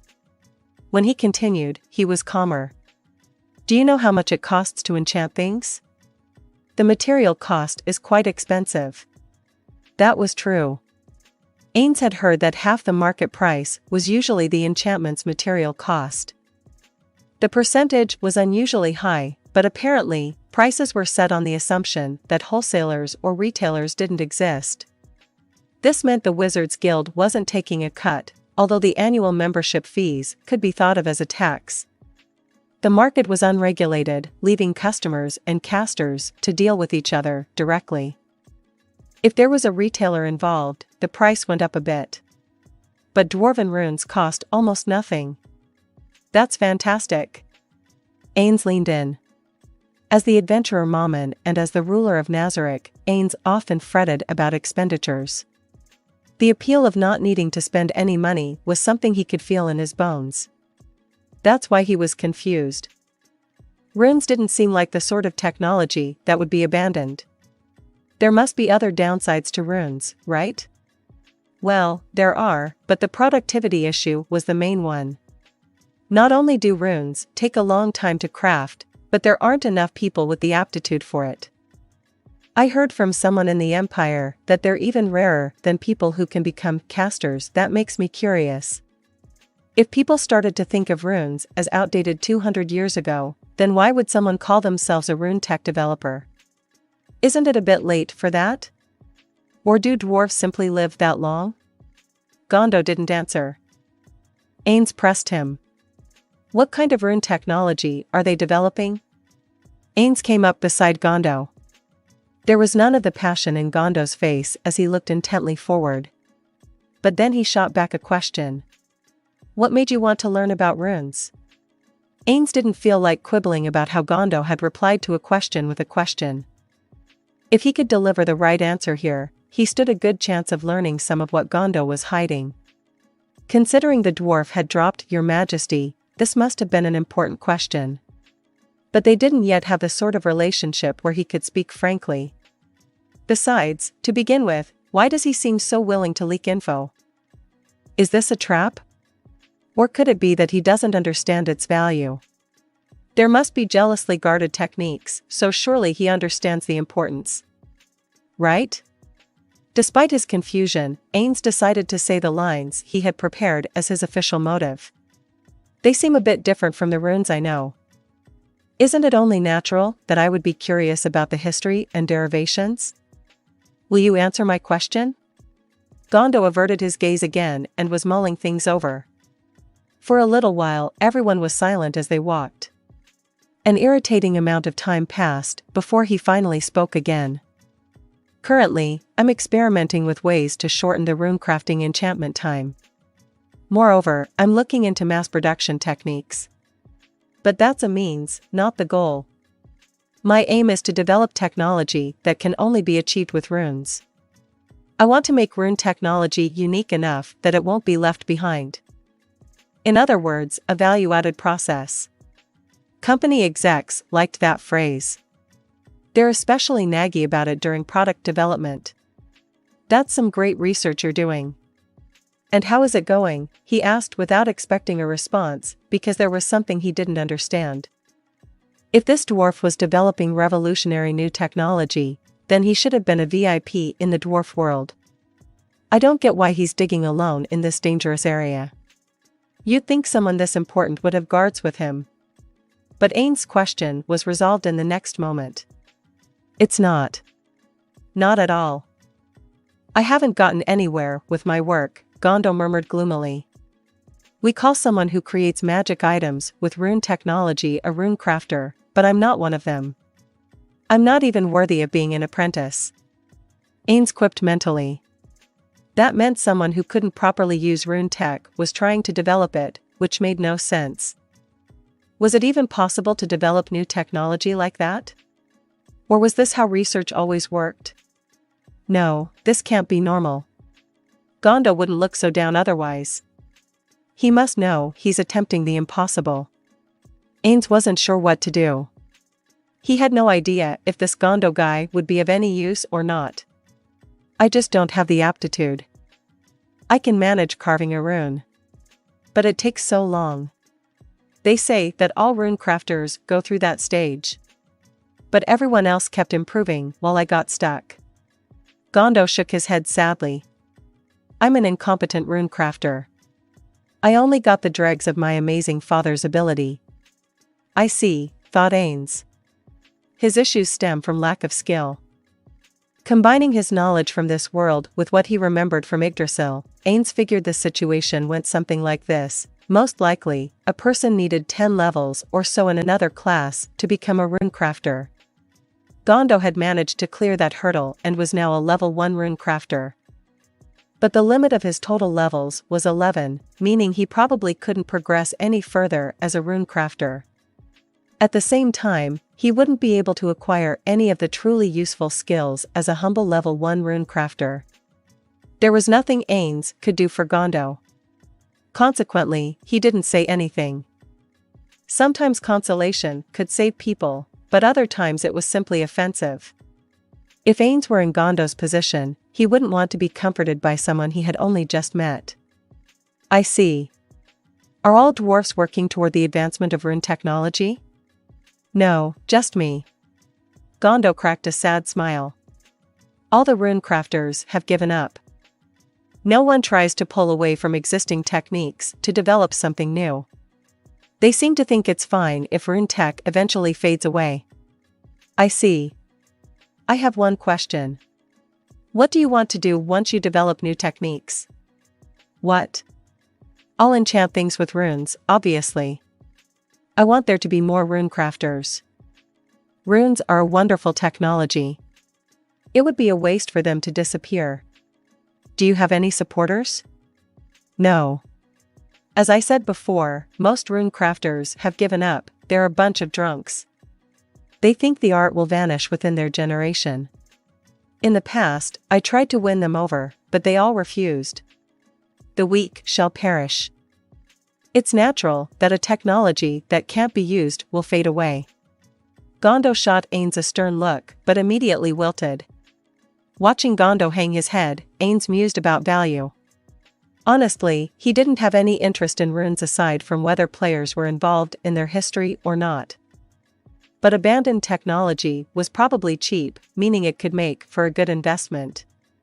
The fact that it didn't cost money or require expensive materials to use was fantastic. And the fact that it was a rare technology made him want to collect it. The other bonus was that if other players were around and they had a similar interest in runes, then Ainz could use that to attract them. There's one other thing I'm wondering about. What basis do you have for thinking such development is even possible? From your comments before, it seems to me that you're just saying what you want out of ignorance. No. It's true that I have no aptitude and couldn't become a runecrafter even if my life depended on it. But my father and his father were the leading runecrafters in the country. My family has worked alongside the last of the royal family, the runecrafter king. I watched them do it. And I read their books, so I know it's not impossible. My father even affirmed my ideas from his sickbed. He said it would be extremely difficult, but that it wasn't impossible. Tears had formed in the corners of Gondo's eyes as he laid bare his pain. These must have all been emotions he had been bottling up, finally bursting out. Though Ainz was being hit with raw emotion, he wasn't terribly moved. He did want Gondo's research to succeed, but only because he wanted to acquire a rare technology before it was lost. If that couldn't be done, he could simply accept the fact and give up. It's true that I, his son, have no skill. But I don't want the art of my ancestors to disappear. I can't allow the glorious name of my father to fade from history. Those were the words that moved Ainz. He himself wanted to keep alive everything the guild Ainz Ooal Gown had created. At that moment, he understood Gondo's feelings so much it hurt. Suddenly, he felt a much greater affinity for the dwarf. And at the same time, he realized why he was talking so much. To Gondo, runes were already dead or dying. There was no reason to hide anything. He probably felt that on the contrary, spreading information about them far and wide would result in a greater chance of continued existence. Although Ainz wasn't sure if Gondo had consciously thought that far or not. You'll have to excuse me. This might anger you, but let me say it anyway, you're you, not your father or your grandfather. Wouldn't you agree? Gondo's expression had shifted to what couldn't quite be described as furious, disconsolate, or sentimental. In the end, he seemed forlorn. Your Majesty, King of Darkness, I thank you. But I have decided my path in life. Then I, or rather, my country, will support you financially. I'll be your patron and assist your research. Gondo's eyes gaped and he flailed about. Do you really mean that? It's too good to be true. I can't believe it. There was always a catch. Ainz was excruciatingly familiar with the way Gondo felt. All I can say is I want you to believe. But with you alone, someone unable to do any rune crafting, won't it be impossible to develop the techniques you were talking about? Gondo zipped his lips and said nothing. With that in mind, I'd like to move all the rune crafters of the dwarf country to my nation and have them aid you in your research. What do you mean? Exactly what I said. I want to mobilize all the rune crafters, allow them to compare notes and develop new technology. To that end, I need your help poaching them. Or is it impossible? Gondo thought on it before answering. No, I don't think it's impossible. The rune crafters are at their wits' end, but I think most would be open to a chance, if there is one. We need to appeal to their emotions. So, Gondo, will you join me? How much of your soul will you sell? What? If we don't focus all the rune crafters on a single goal, it'd be hard to rehabilitate a disappearing technology, right? We can't do this half-heartedly. We need to poach every last rune crafter. That means there's a good chance we'll have to resort to some underhanded methods. And someone cooperating with me may be forced to betray their country. That's what you're talking about? Then the answer is simple. If it's just my soul, that's a small price to pay to make rune technology immortal. Gondo held out a hand. Ainz took it. I'm an undead. That's all right with you? Gondo smiled at Ainz's question. If you'll give me the chance to make my dream come true, I don't care if you're undead or the terrible Frost Dragon Lord. Then first, will you lead me to the dwarf country? I want to meet with the king and sign a friendship treaty so we can invite the rune crafters to my country. It would be problematic to extend an invite to the artisans if our countries didn't have any diplomatic relations, right? They aren't trying to guard the technology at all? We shouldn't have any problems with that. I don't think they even want runes these days. And we don't have a king anymore. Now the country is run by multiple leaders in a regency council. I'd like to hear more about that. I'm fine with hearing it while we walk, so will you teach me? Gondo agreed, and by the time they reached the entrance of the tunnel, Ainz had learned all sorts of things. When the three of them exited the tunnel, Shaltir and the others were waiting. Naturally, Zenbel was there, too. Gondo may have been expecting undead, but seeing the magical beasts put him on guard. Or rather, Ainz heard him murmur, "There aren't any dark elves." Shaltir came forward and bowed. Lord Ainz, I'm sorry to trouble you immediately upon your return, but a slight problem has arisen. There are some Hanzos missing. What happened? My lord. It appears some sort of creatures have invaded this cave. They came from the tunnel in the building Aura led us to earlier. My apologies for telling you after the fact, but I took the liberty of sending some Hanzos out to scout. No need to apologize. You did everything right, Shaltir. We'll wait for the Hanzos to return and analyze the information they bring back before deciding what to do next. And then, he glanced over at the former resident of the city, but he was busy talking to Zenbel and not paying attention to the others. From what he could hear, it seemed like they were talking about the dwarf Zenbel was indebted to. Gondo, sorry to interrupt, but it seems the city has been invaded. I may have to use my powers within your city, so if that happens, I want you to testify that I had no choice, even though I was in your country. Of course. You can leave that to me. But please don't cause too much damage. Ainz nodded. Of course he wanted to avoid doing anything that might hamper his future negotiations. Shaltir, what's our security like? I sent out Aura's magical beasts, but... Aura, what do you think? I'm pretty sure it'll be fine. Even if the enemy is invisible, my beasts can sniff them out. Got it. Then we just wait for the Hanzos. After a little while, the Hanzos returned. According to their report, the intruders seemed to be Quagoa, a lot of them, at least 100. When Gondo overheard that, he was shocked. 100 was quite a large number, far more than necessary for scouting. Perhaps it made sense to consider them a combat unit. Or was this a tribe that was moving in? There was only one thing Ainz could do in this case. Shaltir, capture them all. Can you do it? If that is your order, I shall carry it out without fail. Consider it an order. Do you understand why I'm having you catch them? To extract information from them and to avoid letting any leave with information about us. Ainz nodded firmly. That's right. If we only take one alive, then we can only get information from that one, increasing the chances of leaks or misinformation. We can also kill prisoners to make a point. And though he didn't want to say it in front of Gondo, listening to only one side of the story could be a bad decision. It was possible that dealing with the Quagoa would be more beneficial. Get going, Shaltir. And bring back some good news.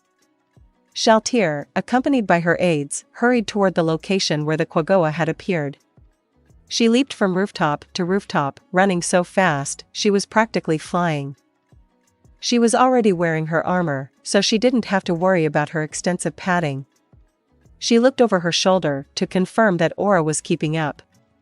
Normally, a guardian would have stayed behind to protect their master. Since Aura was with her, it probably meant Shaltir wasn't trusted. Well, why would she be? She didn't have any memories of the offense she had committed, but she had heard about it from the others. Their kind master had said it wasn't her mistake, but she couldn't imagine that was true.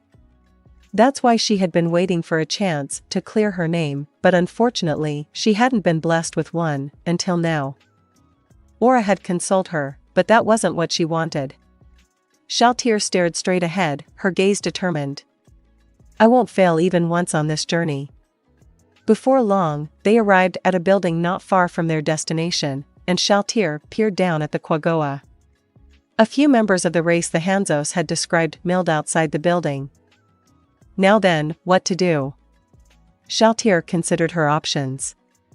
Her voice was probably audible, but Aura simply stood behind her with arms crossed, saying nothing. That was as it should be. The orders their master had given Aura before coming were, watch over Shaltir, and if she tries to massacre them, stop her even if you have to hit her. Other than that, you're not permitted to influence Shaltir's operation at all. Shaltir had been told that Aura would only follow her and that she wasn't to make use of the other guardian. In other words, this operation had to be planned and carried out by Shaltir on her own. She had to follow her orders perfectly and achieve a brilliant success. She loosened up her balled fists. Hanzo. Yes, ma'am. The minion dressed like a ninja came into view. I want to make sure none of them gets away. Can you check the tunnels to make sure there aren't any inside? Not a problem. Just say the word. She expected nothing less from a minion summoned by her master. With this, she could cut off the enemy's escape.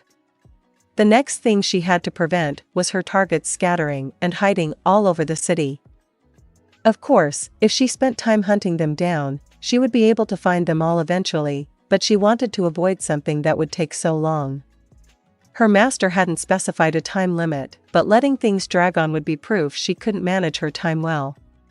Well then, let's begin. Shaltir issued orders for the plan she had thought up on her way over. Her forces would encircle the Quaggoa and then close in to neutralize them. In other words, it would be a brute force maneuver that used the Hanzos as a wall to prevent any retreat and then overwhelm their opponents by completely surrounding them. Considering she didn't know her opponent's powers, there was some slight danger involved, but if the Quaggoa were strong enough to kill Shaltir and the Hanzos, there was no way the dwarf state would still exist, unless that dwarf Gondo was particularly weak. After dispatching the Hanzos, Shaltir counted out 3 minutes. She had no way to contact the Hanzos, so they had to sync up action based on time. Luckily, the Quaggoa apparently decided to make their camp in the vicinity of the building and showed no signs of splitting up. Go. Move according to your orders. First priority is preventing runaways around the perimeter. After giving orders to the undead she'd brought with her, she ran along the roof and launched into a flying leap at the edge that brought her right in front of the Quaggoa. At the same time, the undead jumped down to complete the encirclement. With the main points on the roads around the building occupied, the Quaggoa had virtually nowhere to run. The chaos among their ranks was tangible, and before they could regain their composure, Shaltir cast a spell. Mass Hold Species. As she had anticipated, her opponents weren't very high level. Multiple Quaggoa were frozen stiff. The Quaggoa who weren't in range of the spell had recovered from their confusion, but none of them moved to attack Shaltir. She had appeared out of nowhere and frozen their friends with magic. It must have been difficult to even decide whether to fight or flee. Shaltir grinned faintly. Observing from above and aiming for what looked like the most important Quaggoa had paid off. She tentatively identified her victim as the commander. Mass Hold Species. She cast again. Now all the Quaggoa outside the building were incapacitated. Tighten the circle. On Shaltir's shouted order, the undead encirclement contracted. Hearing Shaltir's raised voice and noticing how strangely their friends outside were acting, the Quaggoa inside began to panic, but they were already in check. When Shaltir felt a sadistic smile was ready to creep onto her face, she gave her cheeks a good slap. She couldn't let her guard down now. That was probably what had caused her to fail in the past. After mustering a new expression appropriate for the reborn Shaltir, she dove into the building. Coming in through a window would have made for a better surprise attack, but considering the time it would take to break the glass, she decided charging in through the entrance made more sense, plus, she figured she could draw more attention this way. The Quaggoa waiting inside brandished their claws and attacked. 3 right here, 4 in the back. No commander present as far as I can tell. With an eye on the future, I should probably let them attack me and learn what they're capable of. Shaltir accepted their attacks without dodging at all. As she expected, she sustained no damage. Only enchanted weapons with a silver attribute could hurt Shaltir. High-level monsters sometimes had unarmed attacks imbued with magic and a silver attribute, but it was rare among lower-level creatures. For Shaltir, this was quite reasonable, but for the Quaggoa, it was world-shattering. The Quaggoa surrounding her apparently couldn't believe what they were seeing and swung their arms over and over. But nothing changed. All right, this experiment's over. Would you kindly leave it at that? Masshold species. The spell stopped all the Quaggoa in the area. Now then, what else? She turned her head around and, through the wreckage of the door, her eyes met those of the Quaggoa in the next room. Dwelling inside those gazes was Shaltir's favorite food, fear. The moment Shaltir started to move toward them, the Quaggoa turned tail and ran off as if competing to see who could escape first. But they were too slow. To Shaltir, they moved about as fast as slugs. Repressing a sneer, Shaltir shot off a spell at their backs. I'm not letting a single one get away. Shaltir couldn't afford any mistakes. After restraining all the Quaggoa in the building, she entered the tunnel and found 6 more on the ground at the Hanzo's feet. Noticing from the way they were moving slightly that they were still alive, she queried the Hanzos. Are these all the Quaggoa that ran this way? Yes. No others came over here. Shaltir hadn't let any escape either, so she was confident she could call this a perfect performance. Just in case, please check if there are any hiding in the building. Then call the undead holding the Quaggoa outside and have them restrain and carry out the ones in the building, too, will you? I'll stand by here while you search the interior, just to make sure none escape this way. The Hanzos acknowledged Shaltir's orders, lifted up the fallen Quaggoa, and went back to the building. They reappeared before her 2 minutes later. Having completed her job without a hitch, Shaltir ventured back into the building and then outside once more. Tons of Quaggoa were tied up. Ainz was there, too. Aura, the Hanzos, the Dwarf, and the Lizard Man were also present.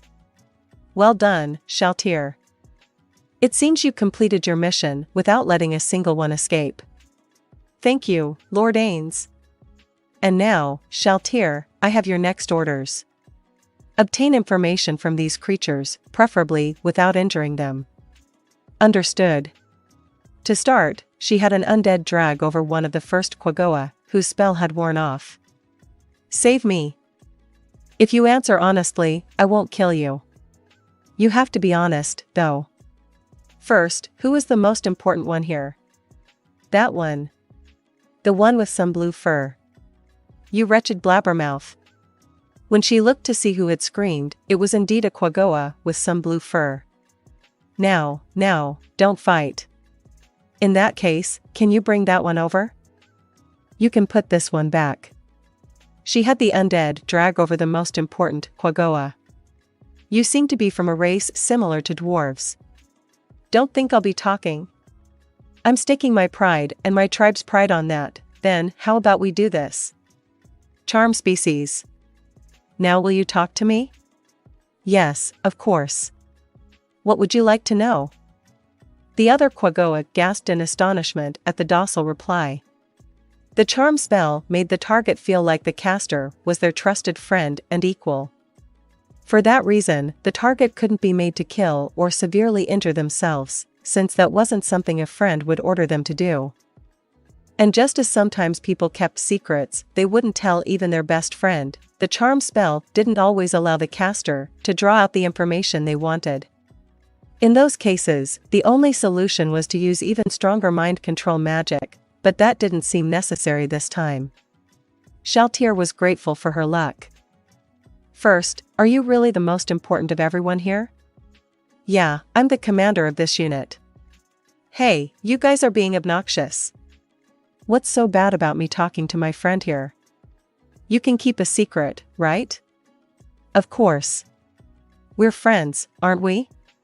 Yeah, that's right. I trust you. But those guys. And wait, that's an undead, isn't it? The Quaggoa eyed Shaltir's great master. His attitude offended her, but she had to control herself until she acquired the necessary intelligence. It's all right. I am, too, but I'm your friend, so you can trust us. Could it be that you're controlling that thing? I'm going to kill you. The words nearly got out, but she swallowed them, because her master spoke first. That's right. She's my master. That's my pal for you. Amazing. Thanks. Assailed by a complex, burning emotion, Shaltir wanted to roll around on the floor, but she couldn't waste her master's precious support. The Commander Quaggoa was giving her comments serious thought. The ones behind him all called out, "What's wrong? What happened? Have you really been best friends with her all along and we just never knew?" But the commander completely ignored them. Eventually, his face twisted up. It was a smile. Probably. All right. If you say so, I'll trust them. Our friendship runs deep, after all. Shaltir snorted. Then, can you make sure to speak loud enough so the people behind me can hear? Who are you, and why have you come to this city? We're friends, and you don't even know that much? Is what one might expect the reply to be, but magic is amazing. The Commander Quaggoa answered obediently without suspecting anything. We're a detachment from the attacking army. We're here to kill any dwarves who try to flee to this city. What? The dwarf yelped in surprise. What does that mean? Shut up, dwarf. You're too loud. Your dirty race can go extinct already. Now. That's enough of that. So what is this attacking army? Sorry. I got a little worked up. There's a dwarf city north of here, and the attacking army is planning to destroy it. Up until now, the fort guarding the bridge over the Great Chasm would repel us every time we launched an assault, but we discovered a way around the crack that exits to the side of the fort. Our plan is to use that and charge in all at once. Shaltir looked at the dwarf, and he was awfully pale. It seemed like very bad news. And when are you planning to attack? Our group split off from the main group and came here, so I don't know for sure, but probably today or tomorrow. Shaltir could hear her master and the dwarf talking. That's what he claims, but is it true that the city will fall if that bridge is taken? I can't say. But I've heard that, since the bridge is the only way to attack, the fort repels all intruders with magic items. If that fort falls, it's a straight shot to the city, and it would be difficult to stop the advance of a huge army. In that kind of situation, it's possible everyone might abandon that city and come back here. If they were then ambushed by these guys, that would be the end of the dwarves. The Commander Quaggoa could probably hear their conversation. Is your group the only detachment? We're the only ones that came here. We don't know how strong the dwarf city is or how many soldiers they have, so most of our forces stuck with the main group. Lord, is there anything else you want to know? Shaltir asked, struggling not to say Ainz. Not really. If anything, maybe see whether they have a way to contact the main forces or not. When she repeated her master's question, the commander answered right away. No. Our mission isn't very high priority. We're only here to hunt down the runaways. When she looked to her master, he nodded. How shall I dispose of this thing? Gondo. Sorry, but do you think you could start prepping for our departure? Realizing what that meant, the dwarf and the lizard man left. After watching them go, Ainz gave Shaltir her orders. Okay, they're gone. Shaltir, send them all to Nazarick. Have the Quagoa imprisoned. Whether we kill them or not will depend on what sort of relationship we build with the other Quagoa. We won't kill our prisoners until we're total enemies. But we will have them undergo some experiments, test their physical abilities, like the strength of their claws, as well as their physical and magic resistances. Some may die from that, but tell them to keep casualties to a minimum. Understood. Shaltir immediately cast Gate and connected it to the surface level of Nazarick before addressing the group of Quagoa. All right, you lot, in you go. When their commander took the lead and went through, the others followed. Several of them were too scared to stand, so Shaltir picked them up and threw them into the portal. After getting them all across, Shaltir herself returned to Nazarick temporarily. She repeated the orders she had received to the old guarders there and then came back through the still open gate. Her master stood there with his arms crossed as if he had been waiting for her. Your interrogation was perfect, Shaltir. Something warm welled up in Shaltir's flat chest when the first thing she heard coming out of his mouth was a compliment. Thank you, my lord. Before she knew it, she had thrown herself at his feet. She couldn't think of any other acceptable response. Right. Continue to serve me faithfully. Understood, Lord Ainz. Well, don't stay down there, stand up. We need to hurry and meet with Gondo. This is a great chance to earn some favors. We were quite fortunate. It's almost as if fortune has blessed all you do. They looked at each other and smiled. Not that her master's face moved, but she was absolutely sure he was smiling. Shall we? Yes, my lord. Incredible. I can't believe we get to walk side by side like this, such happiness. Shaltir reveled in her joy as they exited the building. Gondo, sorry we kept you waiting. What are your plans? What can I do? It would take 6 days to reach the city underground. That's far too long a trip to deliver the news we just heard in time. Shaltir's often relaxed face was tense, and even as she returned Aura's suspicious look, Ainz and the dwarf started talking. She tried frantically to memorize everything so she could put it in her notebook later. This was none other than their great master, so she was sure he would either completely break the dwarf's heart or put a huge chain around his neck so he would never be able to betray them. I see. That's definitely not enough time. How about this? Do you want to come to my country straight from here? You wouldn't be able to do anything on your own right now, even if you could get back, right? No, I wouldn't. I wish we could at least evacuate the runecrafters. Assuming we raced over their offering to save the day, do you think talks would proceed smoothly? Are dwarves a race that feels properly indebted to people who help them? Yes. I hope you'll believe that.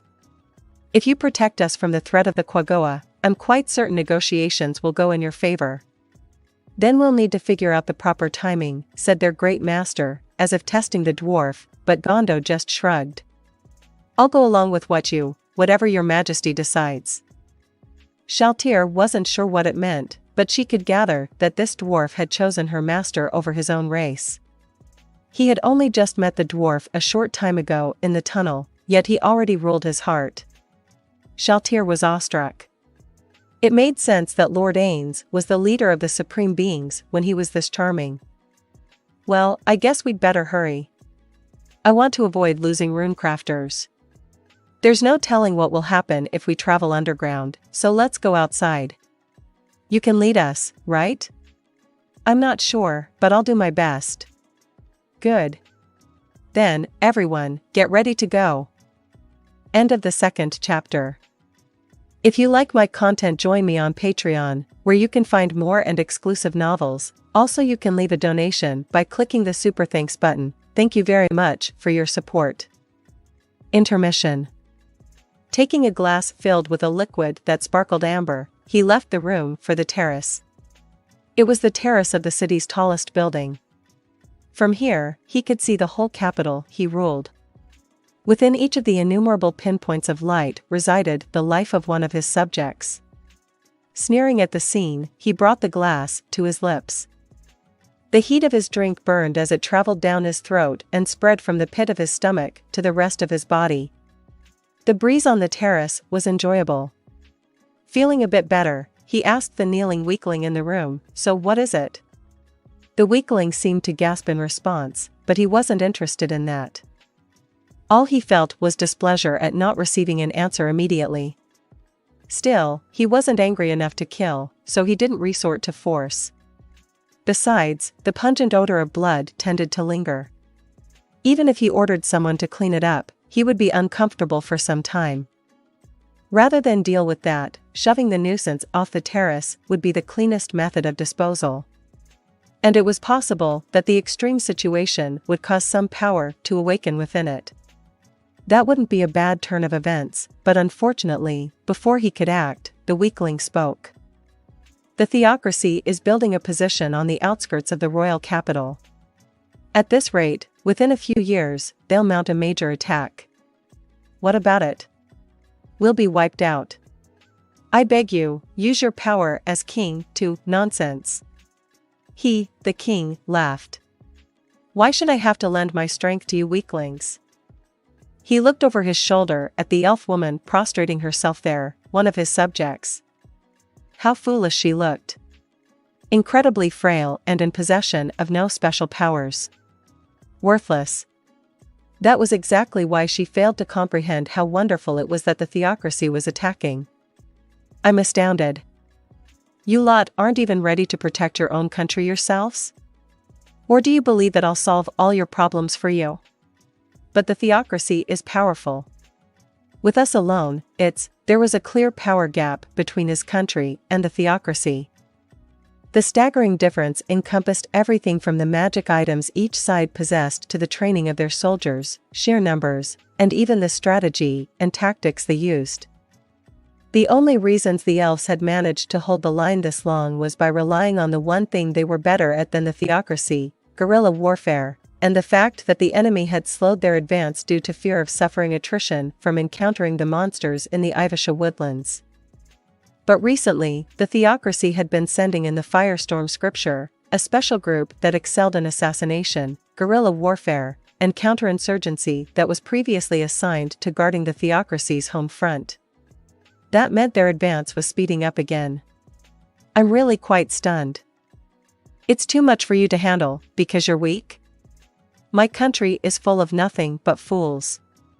That's why no matter how many children get made, all you produce are idiots.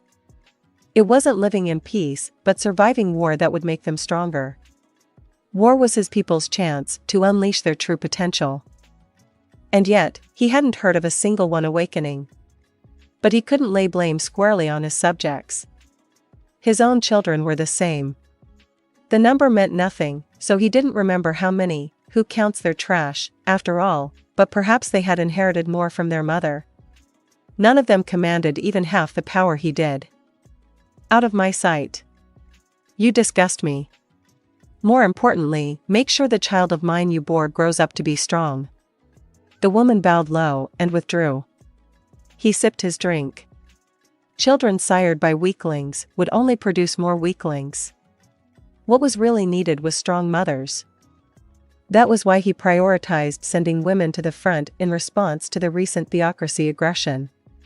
He wanted to give the weaklings a chance to get stronger. My expectations were completely wrong. None of them had anything even approaching the power he wielded. Perhaps one who did would be born in the future. Maybe I should start considering all the humanoid races for mating? Humanoids and subhumans couldn't reproduce, but different races that were both humanoids could. Suddenly, he stared into the distance. He recalled a memory. She even got pregnant, but then, once, he had tricked and captured a woman who was the theocracy's trump card. He'd chained her up and raped her, and he managed to impregnate her, but before the child was born, the Black Scripture stole the woman away.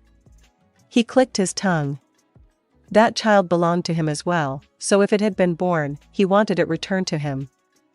If this country falls, maybe I'll personally travel to the theocracy and take that child back.